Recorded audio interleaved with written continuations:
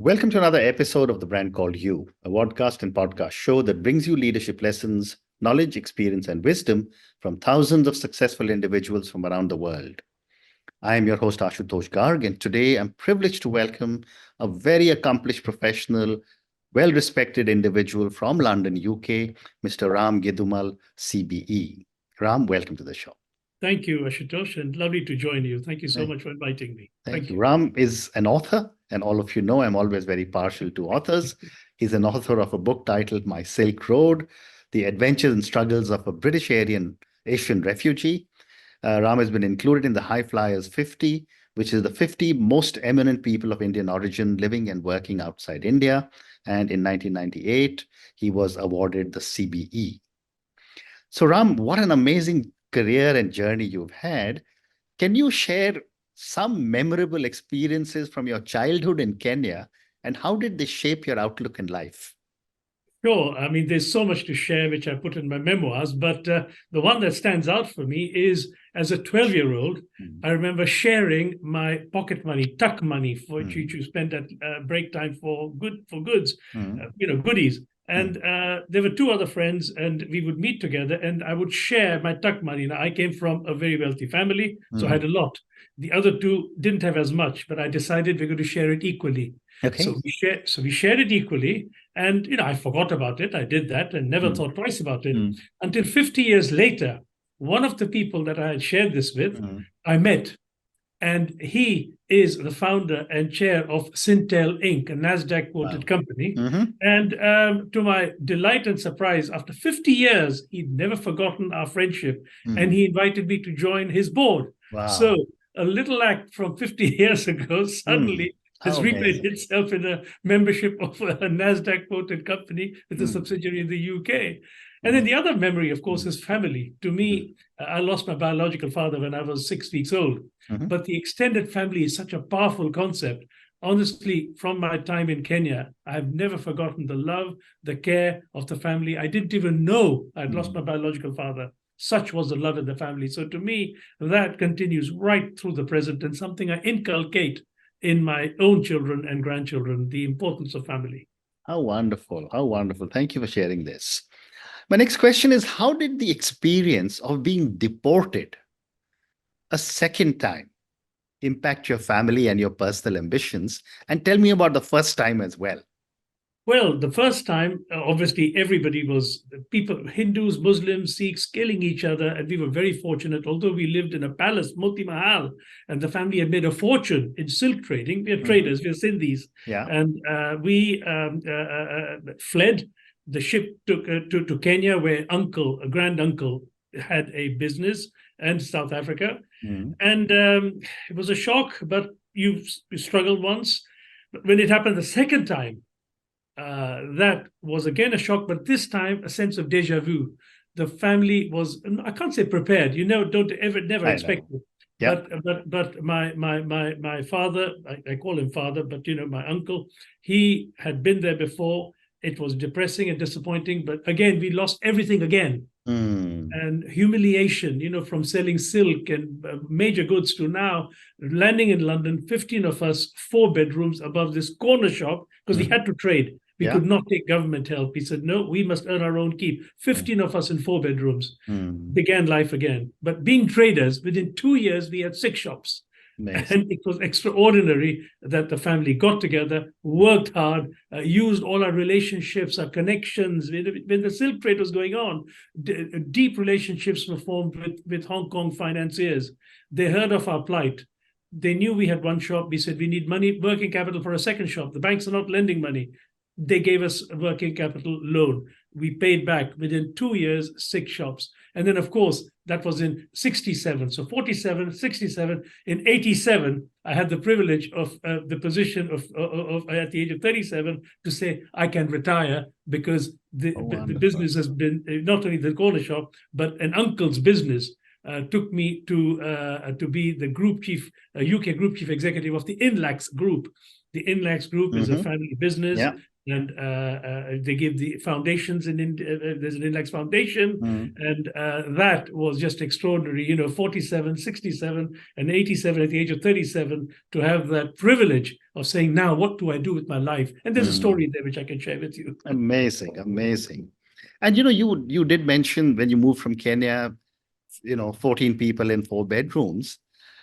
What were some of these challenges that you faced? You said working capital and how did you overcome them as a family?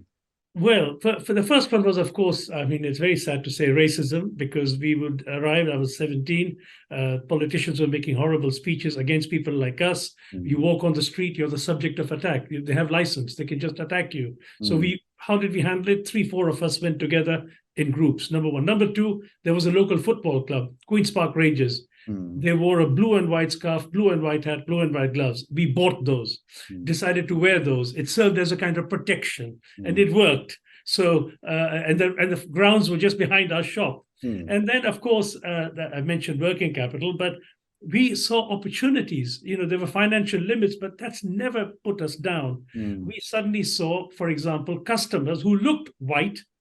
They said, their accent was different. We said, so your accent is different. Where do you come from? They said, Ireland, Ireland. I said, oh, where is Ireland? They said, oh, it's a different country, but part of Britain. So what do you miss from where you come from? Newspapers, chocolates, cigarettes. We made a list, brought them across. They paid a premium. Before we knew it, almost every Irishman within miles was coming to our shop. Amazing. Then we noticed in the evening, when all the shops were shut, we went out for a walk. 9 o'clock, there's crowds coming from a bingo hall. Let's open the shop for half an hour. Packed. So, things like that, spotting opportunities, seizing opportunities, not being constrained by, they've always done it this way. Be creative. The same set of information, a different set of eyes. And there we were suddenly, I can say it, minting it to 6 shops. Incredible. What an amazing story. Thank you for sharing this. And then, at 37, you talked about the Inlax Foundation. Ram, what was the pivotal moment or realization that led you to redirect your career and your efforts towards social entrepreneurship? Yeah, I mean, that's an excellent question, Ashutosh, because there I was, 37. We now bought these seafood factories in Scotland. We now wanted to become sort of good quality of earnings. We were all in Saudi Arabia and Dubai and Nigeria, and the bankers were saying, you need European assets. So we bought these seafood factories, and they were shutting them for 3 months in the year. And I said, why? No fish. I said, nonsense. My granny said there's fish in India. So I went on a 10-day trip to India, and I did buy prawns and fish. But on the 10th day, I visited the largest slum in Asia in 1987, the Dharavi, where Slumdog Millionaire was shot 20 years later. I was there in 87, and it broke my heart. The story's in the book. I won't go into detail, but I can tell you it impacted me so much that on that first-class flight, Air France, back to the UK, I broke down. I said, what am I doing with my life? 37, these people need help. I have more than I can spend on myself and my family. So literally over a procedure which I've described in the book, I resigned, but honorably, took my time to leave, didn't dump the company. And, that was the turning point where I said, what can I do? I set up a charity. 50,000 teenagers were mobilized over a 7-year period to raise nearly $10 million through creative businesses 4 weeks before Christmas. High spent, high street, high guilt. They ran Eat Less, Pay More restaurants. They ran radio stations, Tune In, Pay Out. They ran newspapers, The Cracker, The Cracker Sutton, The Cracker London, whatever. And it was extraordinary. And then from there, when I got the taste of that working, I said, how can I run businesses that will not necessarily just pay me back, but will contribute cash and generate income for society? So one such business was Tradecraft, a pioneer in fair trade businesses, helping farmers to get a fair wage for a fair day's work, whether in India or South America or Africa. Global, really went well. Other one, Cotton Connect, organic cotton, which brings me to India now regularly, because we train farmers in Gujarat, in Maharashtra, to use the right fertilizer and the right insecticide. Otherwise, they're shortening their lives, the lives of their family, and destroying the land. So but it's a social enterprise. So whatever is generated, the company has now grown to over 10 million pounds from modest startups, and the money goes back into the business to train more farmers and to widen the impact. So we're now in Bangladesh, we are in Pakistan, we're setting up in Turkey, signed a contract with Egypt, making an impact for those who really need it, because it is such an important thing, but not making money for ourselves now, putting it back into the communities. Incredible, incredible. And my next question to you is that, built businesses, succeeded beyond imagination, created a lot of wealth, gave it all up, became a social entrepreneur. How would you describe your own leadership style, and how has it evolved? Well, my leadership style is based so much on what I've learned from my family. And one other very sort of strategic thing that happened is when I was at university, I met someone called Jesus in a pub.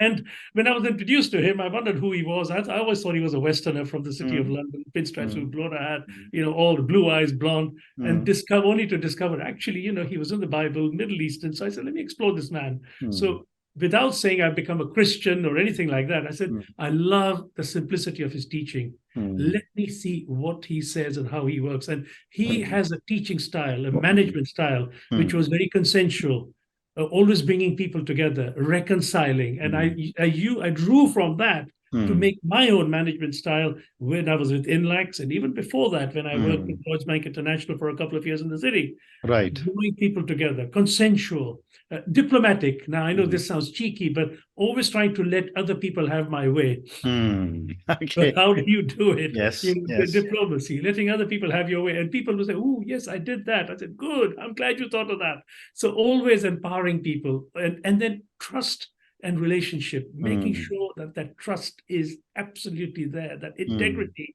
is never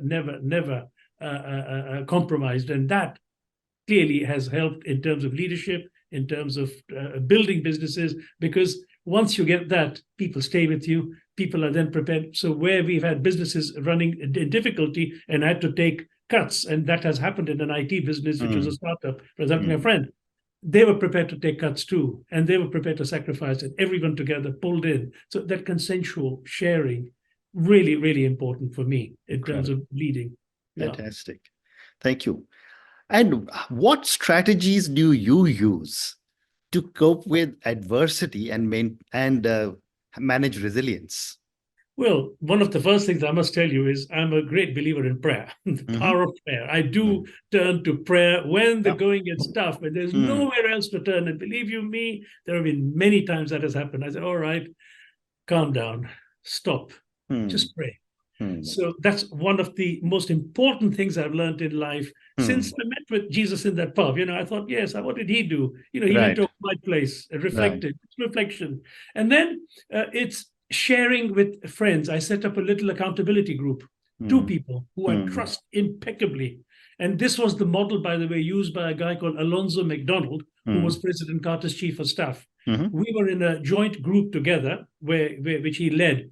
And he shared what he did in the White House. I said, if a man like that is doing it, who are 2 people I trust, who I can download with, and they can upload too with me? And then trusted advisors, always looking for people I can trust now. How can they advise me? A range of skills available at my fingertips, sort of like a personal council of reference, a personal council of advisors. So it's that kind of thing, always sharing, always trying to see where else is there wisdom which I can draw from, because we don't have it all. Well said. My next question is, how has your Indian heritage influenced your approach to business and philanthropy? Well, my Indian heritage I've shared already. It's the strength of family. But for me, I have seen the power of that within my own family. That Indian heritage goes generations. And even today, I meet people. I mean, there was a random meeting in a restaurant, and somebody discovered I was a nephew of somebody in Kenya who had done a lot of good. He built almost every temple in East Africa, my grandfather's brother, who looked after us. Wow. When he saw the common surname, I'm not kidding, Ashutosh, he came to my table. We were at a restaurant and he heard my name being called for dinner being served. He touched my feet. I said, hey, please. He says, no, what your grandfather, he talked to the grandfather, but of course, I will never forget. And I thought, wow. And when I visited East Africa as well on one visit, it was the night when everybody fasts, Navaratri and all that period. And a dinner was organized where I was a speaker. The locals did not know that was the case. So they organized this 200 people feast. Nobody was going to come. But when people heard who the speaker was and saw the surname, the whole crowd turned up. They didn't eat. They said, we're fasting, but we want to shake your hands and respect what has happened. So, the Indian heritage, for me, the visible demonstration of it and the experience of it is one that I draw from and that I cherish. And for me, that has been a very powerful bit of heritage in the global relationships. Global. Hong Kong, you draw from Hong Kong and you get funds on trust. And the local bank that can see you every day doesn't give you a penny. That is powerful. That is so true. That is so true. Yeah. My next question is that, you've been recognized so many times. How did it feel to be honored by Her late Majesty, the Queen Elizabeth II? And what does the award represent to you? Well, I must tell you, when that letter came in the mail and I opened it, I could not believe it. It said CBE, and I said to my wife, "Oh, I would have liked an OBE," but I didn't understand what all this was. To be honest, I really didn't understand it. So we got the Webster's dictionary at our table, and we looked at it. They said, "C is commander, O is officer. It's better than officer." I said, "Wow!" I was so excited. I folded the letter, put it in the envelope I was going to post it. My wife said, "You haven't signed it. You haven't ticked the box. You accept it." It was such an exciting moment for me. And of course, I then did that, and I must say I was very humbled by it. My ego needs a very low, Ashutosh. I mean, honestly, so I got it. Okay, it was exciting, but you do what you do, whether you get this or not. You continue to serve. And but so many doors have opened. Even the policeman at Buckingham Palace, when I was leaving and taking photographs, he said, "Sir, you will now see with that title, newspaper editors will take your letters seriously. The public offer." I said, "Really?" And it worked. I would write to newspapers, the Times or the Guardian, and even the Guardian. Every year they publish my birthday. Now it's all very nice. My kids love it, but my ego needs a low. Whether that happens or not, you just do what you do and use the advantage of what it confers to continue to do more good. Doors open. Boards inviting me to serve on as non-executive or even chairman, and because the credibility is now there, and an independent assessment has been made by a very influential panel who recognize you for what you've done. And for me, that has been very heartening and very humbling. Yeah. As I'm listening to you, I can see or sense you are a true karma yogi, as defined in the Gita as well. Keep doing your work, and that's fantastic. Thank you for sharing this. Yeah. No, my next question for you, Ram, is that once you started your philanthropic work, what were some of the biggest challenges you faced, and how did you overcome them? Yeah, I mean, I suppose the most important thing for me was who to trust. So many people come forward. Your letterbox is full. Who is really in need? Who do you trust? So that first thing was, and this is where, for me, relational networking from my Indian heritage has been so important. It's getting to know the people, getting to find out what is going on. And then the other one, which somebody used as an expression, was wearing out shoe leather. So there was a project which had, one of the things I was doing is the Christmas cracker, which I talked about, 50,000 teenagers raising nearly $10 million was one project, but that is all going overseas to other countries. I said, what is going on in Britain? So I could see the statistics. East London was a deprived community. So what did I do? I wore out shoe leather, visited it, saw it for myself, saw the need and said, now what can I do? And then we set up a thing called the social impact bond. Now, when we set it up, people laughed. They said, Ram, you've never done this before. I said, look, I'm going to raise for London. And by the way, this is when I ran for mayor of London. This is where the whole thing becomes so relevant about the challenges of philanthropy. I said, I will raise £500 million for the poorest communities. And all the candidates laughed. But that was in year 2000. When I retired 20 years later in 2020, we have raised nearly £2 billion of social impact bonds, something that had never been done before, a new product. It started with zero coupon, went on now to pay commercial rates with some bonds even quoted on the London Stock Exchange. So that's trust, networking, checking out all the time, becoming parts of philanthropic networks where you're in a peer group and begin to share and learn from one another. So all that has been part of facing those challenges. How wonderful. How wonderful. I have time for two more questions for you. Sure. I want to now talk a little bit about your book, My Silk Road, The Adventures and Struggles of a British Asian Refugee. What inspired you, Ram, to write your autobiographical memoir? And what message do you hope readers will take away from it? Well, what inspired me was lockdown happened. We couldn't celebrate. So when the day approached of my 70th birthday, my wife brought a little glass of champagne, had one in her hand, saying, okay, nobody can meet with us. We'd planned big parties and huge gatherings. Let's just sit. And she put the laptop on and Zoom. Suddenly, the whole family was on Zoom, 15 of us. Okay. I thought, wow. And then they had prepared a 1.5-hour video of my life. They had contacted relatives globally, Sindhi communities across the globe after partition, friends, members of boards I'd served on. And it was extraordinary. I was exhausted at the end of the 90 minutes. Whoa, what a treat. And then, of course, the questions from my grandchildren. Papa, who are all these people? Who are all these relatives you never met? I said, I'll start writing about each of them. And, as I started writing, word spread out that Ram is writing. A publisher called me, said, you're not going to anybody else. I want to publish it. I said, what confidence you have in publishing? Who will want to read this? He said, no, I'm going to do it. I said, it's me. And he did it. And so it took me 18 months. He wanted it to coincide with India's 75 years independence celebrations. Okay. And it was launched at the Habitat Center in Delhi. And it so happened when I happened to be in Delhi, staying in Gurgaon because of the business being there, a lady called Ramola Bachchan, I sent her a random message, not knowing where she was because I knew her from years back. I said, are you free? She said, yes, I'll attend. When my team found out she's free and attending, they said, oh, she should launch the book. So Ramola Bachchan, a name like Bachchan, came along. And the call was packed and the book was launched in Delhi in August 22. And it's now really done very well. 1,000 hardback sold there, another 1,000 on the UK, paperback edition out. But for me, what's exciting is that those who are reading it, primarily my grandchildren and the new generation, really learn what I've put in the book. So, the 3 lessons, what are the lessons I've put into my book? Have an attitude that serves, especially the marginalized and disadvantaged. There are so many of them. And then the importance of humility. And then I stress this integrity. Never compromise on that. And the third is never give up. Never let what you cannot do stop you from doing what you can do, because there is always something you can do.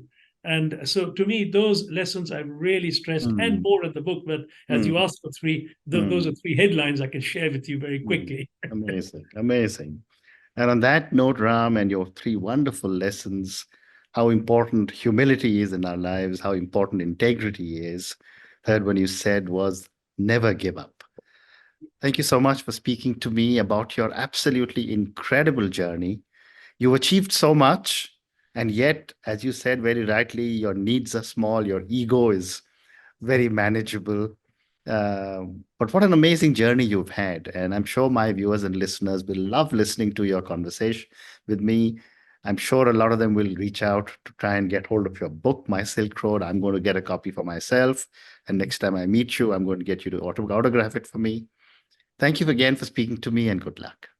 I'd be delighted to do that, Ashutosh. I look forward to connecting with you. And yes, as I said, I will try and meet you in Delhi when I'm next there. And we've made the date there. Thank you, Ashutosh. Done.